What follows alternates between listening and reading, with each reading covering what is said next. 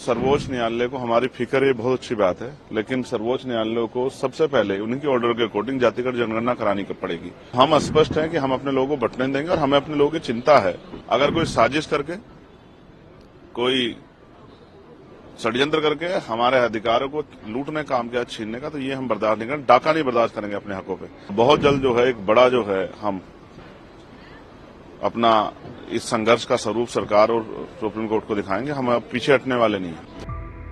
Azad Samaj party Kanshiram के अध्यक्ष और सांसद चंद्रशेखर आजाद ने जातिगत जनगणना पर बात करते हुए कहा कि यह बहुत अच्छी बात है कि सर्वोच्च न्यायालय को हमारी फिक्र है।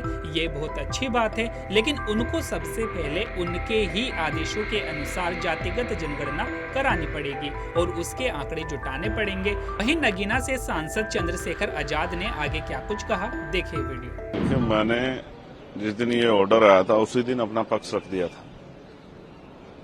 पहली बात, SC/ST का जो रिजर्वेशन है उसका आधार आर्थिक नहीं है कि उसमें क्रीमी लेयर या वर्गीकरण किया जाए। उसका आधार जो है वो अनटचेबिलिटी है, छुआछूत है, भेदभाव है, जातीय उत्पीड़न है। तो सर्वोच्च न्यायालय को हमारी फिक्र ये बहुत अच्छी बात है, लेकिन सर्वोच्च न्यायालय को सबसे पहले उनके ऑर्डर के अकॉर्डिंग जातिगत जनगणना करानी पड़ेगी। फिर उसके आंकड़े जुटाने पड़ेंगे, उसके आर्थिक आंकड़े भी जो है जारी करने पड़ेंगे, तभी वो सब चीजें कर सकती है। तो उनको करना पहले चाहिए। अगर वो दलित वर्गों के इतनी हितैषी हैं तो उनको सब सारा बैकलॉग भरवाना चाहिए और जातिगत जनगणना के ऑर्डर सरकार को देने चाहिए। अगर SC/ST एकजुट रहेगा तभी अपनी लड़ाई लड़ पाएगा। हम तो लंबे समय से अभी जो है SGPG जो है वहां लखनऊ में और इलाहाबाद जो है यूनिवर्सिटी में जिस तरह से NFS करके हमारे लोगों को निकाला गया, ये स्पष्ट है।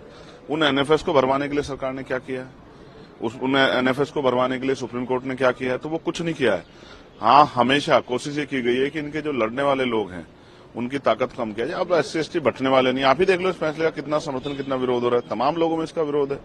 तो हम स्पष्ट हैं कि हम अपने लोगों को बंटने देंगे और हमें अपने लोगों की चिंता है। इसलिए हमने स्वतः जो है 1.5 साल पहले मांग की थी कि जिन जातियों को अवसर नहीं मिला है उनको उनका आरक्षण बढ़ा के 15% शेड्यूल कास्ट को मिलता है और 5% बढ़ा के उन बाकी जातियों का आरक्षण देने की व्यवस्था सरकार करे। ये 1.5 साल पहले हमने लखनऊ PC करके कहा था और दिल्ली में भी। और जो OBC की भी ऐसी जाति है उनको भी जो है 15% अलग से रिजर्वेशन देने का काम जो है 27% से अतिरिक्त सरकार करे। लेकिन कहां सुना, सुप्रीम कोर्ट ने भी नहीं सुना।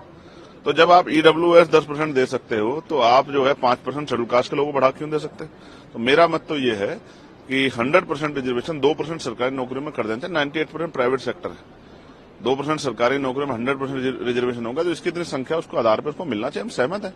हमारे भाइयों को कुछ मिलेगा तो हम तो आगे बढ़कर उनका स्वागत करेंगे। लेकिन अगर कोई साजिश करके, कोई षड्यंत्र करके हमारे अधिकारों को लूटने काम किया, छीनने का, तो ये हम बर्दाश्त नहीं करेंगे। डाका नहीं बर्दाश्त करेंगे अपने हकों पे। इसके लिए चाहे सरकार से जो है अध्यादेश लाने की बात हो, चाहे सुप्रीम कोर्ट में जो है रिपिटिशन दाखिल करने की बात हो, या मैं आज सारे मेंबर ऑफ पार्लियामेंट जो शेड्यूल कास्ट शेड्यूल ट्राइब के हैं या जो सामाजिक न्याय को मानते हैं उन सबसे चर्चा करूंगा। और बहुत जल्द जो है एक बड़ा जो है हम अपना इस संघर्ष का स्वरूप सरकार और सुप्रीम कोर्ट को दिखाएंगे। हम अब पीछे हटने वाले नहीं। हम अपने अधिकारों के लिए, स्पेशली मैं चंद्रशेखर आजाद, अपने लोगों के अधिकारों के लिए, बाबा साहब अम्बेडकर ने कहा था कि जब मेरे हित में और देश हित में टकराव होगा तो मैं देश की तरफ रहूंगा, लेकिन जब मेरे समाज के हित में और देश हित में टकराव होगा तो मैं समाज की तरफ रहूंगा। मैं फिर आज कहता हूं कि अगर कोई भी हमारे अधिकारों छीनने काम करेगा तो हम हर कीमत चुकाने के लिए तैयार हैं। मैं अपने समुदाय के साथ खड़ा हूं, उनको ना बंटने दूंगा, ना उनके अधिकार में कटौती होने दूंगा। उनके लिए खड़ा हूं, उनके लिए था, उनके लिए हूं और उन्हीं के लिए हम लोग राजनीति कर रहे हैं। धन्यवाद। वक्फ बोर्ड में बात आ रही है, वक्फ बोर्ड के वक्फ एक्ट की चेंजेस होने वाले हैं, उसमें कुछ कानून बदलने वाले हैं जिससे प्रॉपर्टीज, मुसलमानों की कितनी हितैषी है केंद्र और यूपी की सरकार और तमाम सरकारें बीजेपी की, इसकी से छिपावा नहीं।